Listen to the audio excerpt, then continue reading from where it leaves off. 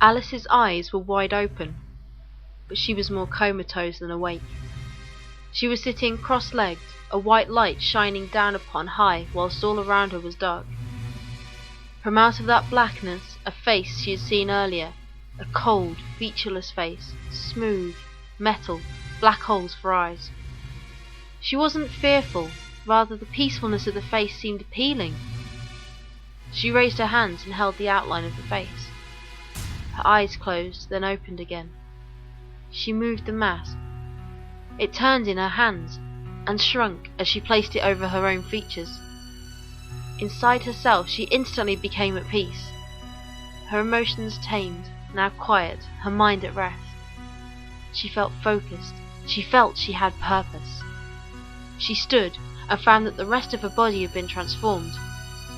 Her limbs were silver, they were stiffer, and they were stronger. Her torso was also covered in the silver metal her pathetic weak body had been moulded into an upgraded one. Her new appearance made her feel safe, powerful. She would defeat her human weaknesses, avoid decay and death, maybe live forever. She felt an overwhelming desire, an overwhelming need to tell others about the peace she now had. It would be in their best interest to be like her. No pain, no sorrow, no death, no emotions, only survival, survival of the fittest. And if others wouldn't listen, she'd make them like her. The thing that was Alice Morgan looked up. A man was standing in front of her. She felt a flicker of recognition from a tiny part of her quickly dying human illogical brain. Alice, can you hear me? Is this what happened to David? David? He was taken from us. Oh, I'm sorry. Please, be quiet. Alice, can you hear me? Placing my hands on your head. Let me see what you see. Hear me, Alice.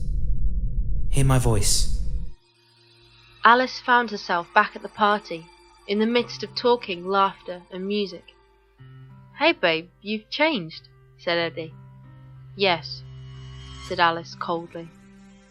"I didn't realise this was a fancy dress party," he added.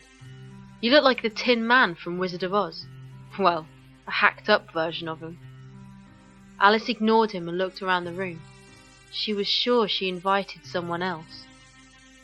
Soon she had her guests lined up, each taking his or her turn set on the CD, and she placed masks like hers on them. As she did so, she was aware of a ringing. The front doorbell.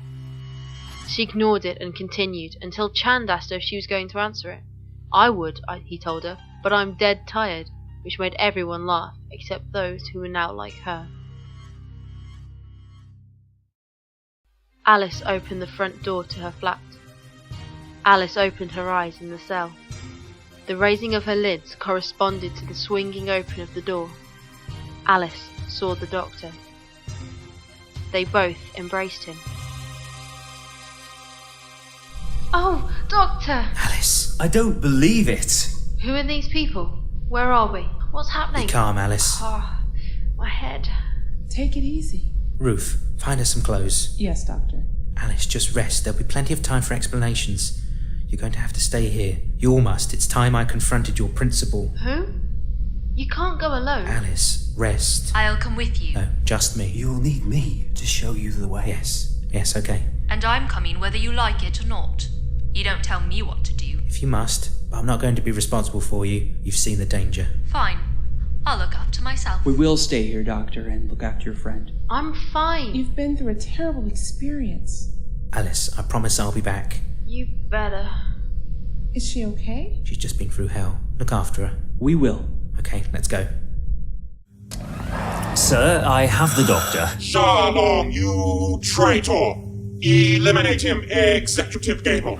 Executive Gable? Your replacement. Don't move, Charlon. For freedom! No, don't.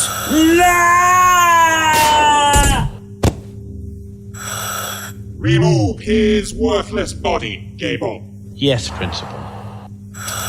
We meet at last, Doctor. Yes, I can at last end this horror show. Oh, and Principal is a rather grand moniker, isn't it? Titles are not important, only servitude to the cyber will. My name is Vash. Alright, thought you might have had a sense of humour, that's all. Well, Cyberman Vash, you look like you just come straight out of Mondas in the old days. You're not modern and sleek like sun. How did you end up here? Your observation is correct. I was a doctor, a scientist. You remember your life? I recall pain, weakness. They must be eradicated. They hinder progression. Cybermen are nothing but walking corpses, a mishmash of metal microchips and fluids, pumping through plastic veins, supplying nutrients to any remaining organic matter that may be left under that silver skin. And how fortunate that when my spacecraft crashed, there was a waiting populace and a source of metal that is so strong yet so workable for my needs. But you didn't have the technology to forcefully convert people. I used my knowledge of the psychology to break and recondition minds. Being cybertized brings freedom. If you say so. You didn't say how he got here. I was sent into space in an attempt to reach beyond our planet. But the craft malfunctioned. My damaged ship drifted aimlessly through space. All I could do for thousands of years was listen. I heard everything, but was unable to communicate.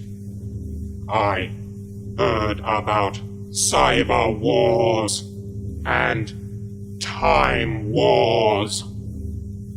And you, our greatest enemy, always trying to halt our survival. And here you are now, with the very means for us, a new cyber race. How many are there? 200 clinical divisions. Each are trying to convert more cases than the other. This ensures productivity levels. Cases. People, you mean? You will make an excellent case. You can't break my mind. Executive Cable, is the TARDIS ready to leave? Yes, Principal.